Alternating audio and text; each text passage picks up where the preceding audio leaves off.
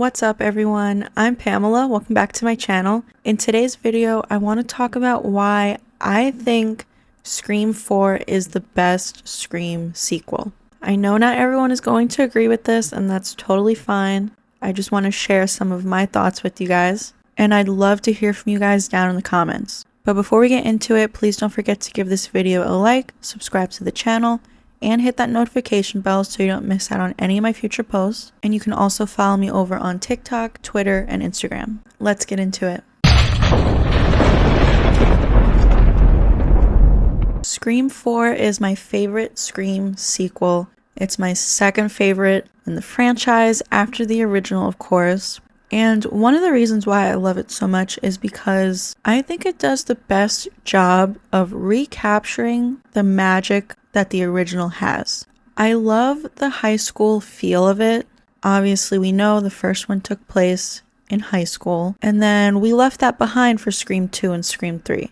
Scream 2 takes place at college. Scream 3 just takes place in Hollywood. So Scream 4 was the first sequel to take place in high school and have that high school feel again. And obviously it takes place in Woodsboro at Woodsboro High, which just adds to recapturing the magic of the original.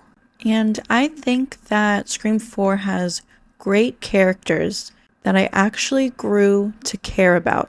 Unlike some other movies, I hate when movies in general don't allow you to actually care about the characters. Like, that's actually something that I said in my review for the Thanksgiving slasher movie. I enjoyed that movie and I thought it was good, but I just didn't care about the characters. I didn't care whether they lived or died. I think Scream 4 has some great characters like Kirby, of course. I love Kirby Reed. She's just like so charming. All of her scenes are great, and she really makes you care about her. And at the end, when she gets stabbed, and at the time you think she dies, of course, we later learn that she's alive. But when she gets stabbed by Charlie, you actually care about her, and you're upset that she gets stabbed. And honestly, same goes for Charlie and Robbie. I loved that pair. I thought they had a lot of great chemistry together in their scenes. I thought they were a funny duo.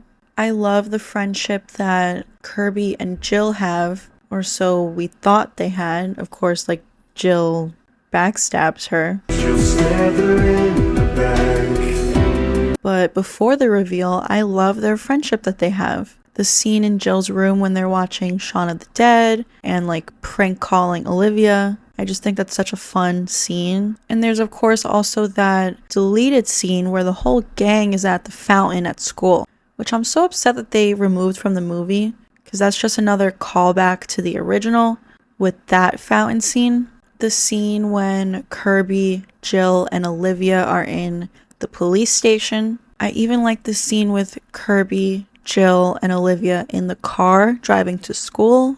I like the cinema club scene with Charlie and Robbie. There are just so many good scenes in Scream 4 where you really get to know the characters and care about them, which is not something that I feel about Scream 5. I mean, again, like, I like that Scream 5 takes place in high school, but I just don't think they did such a good job with the characters. First of all, there were not many scenes in high school at all in Scream 5. There's the one with them outside of school when they find out that Tara's awake in the hospital. Other than that, there are no scenes in high school. I didn't care about Liv in Scream 5. I don't care about Amber. Even Vince was like a wasted character. They could have done so much with Vince's character, especially being Stu Macher's nephew. Even Wes Hicks, like, I do kind of like his character, but they just could have added so much. For me, in Scream 5, one of my favorite scenes is at the party when Chad and Mindy are together. Mindy's watching the movie, Chad's texting Liv, and Mindy's saying how, like, maybe she'll hook up with Francis. I like fun scenes like that, where you actually get to know the characters and, like, find out more what their personality is like. So I just think Scream 4 did a great job doing that. Like the Stabathon scene. Charlie and Robbie were great during the Stabathon. Let's get this Stabathon started! Even Kirby had a few lines during that scene. And that's kind of what I mean by Scream 4 does the best job of recapturing the magic of the original. Because the original Scream had great characters. Tatum, Stu, Randy. They just have so much personality. Another reason Scream 4 is my favorite sequel, it had the most shocking Ghostface reveal after the original, of course. Nothing will ever beat Billy and Stu's reveal, but after the original, Jill's reveal was the most shocking in my opinion. I remember watching it in theaters for the first time and I was shocked. I know there are some people out there who say that they knew, but I just did not see it coming. Didn't see it coming, did you? And I honestly love Charlie Walker, unlike a lot of people.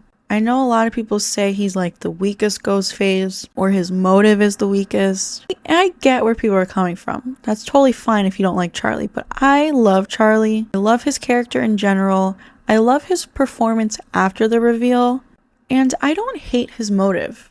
I kind of like that he's doing it all for Jill. Another reason I love Scream 4 is because at the time when it came out, I was already a huge fan of Emma Roberts and Hayden Panettiere. It was very exciting for me to see them in a Scream movie. I know that a lot of people out there actually don't like Scream 4, which is absolutely baffling to me because I love it. I love it, I do. But I do think that a big reason why it wasn't successful at the time is because it was ahead of its time. I watched a video recently here on YouTube that kind of touches on this. I don't remember whose video it was, so I can't shout them out, unfortunately. But in their video, they mention how the world just wasn't ready for it at the time. 2011 was not a time for nostalgia. People weren't missing the Scream franchise yet. And I mean, today, reboots in general are so popular. They're like rebooting and remaking everything. And in 2011, this just was not the time for that. Scream might have actually been like the first reboot, the first thing to start off the reboot craze. But another way that Scream 4 was ahead of its time was with Robbie and Jill. Robbie was live streaming everything. And he even says that one day everyone will be doing this. And he was right. You guys know everyone here on YouTube does live streams. And on TikTok, people are live streaming all the time. And Instagram and Twitch. There's so many different social media apps that people are live streaming all the time. And people live stream their entire lives. And Robbie Mercer in Scream 4 did it first. This was not a popular thing at the time. And he even predicted that everyone will be doing it one day. And Jill's motive was kind of ahead of its time. She just wanted to be famous. She said you don't even have to achieve anything to be famous these days. She didn't want to go to college or work. So there you have it. Those are some reasons why I think Scream 4 is the best Scream sequel. Like I said, I know not everyone is going to agree with this, and that's totally fine. Leave a comment down below and let me know your thoughts on this, whether you agree or disagree. If Scream 4 is not your favorite sequel, let me know which one is.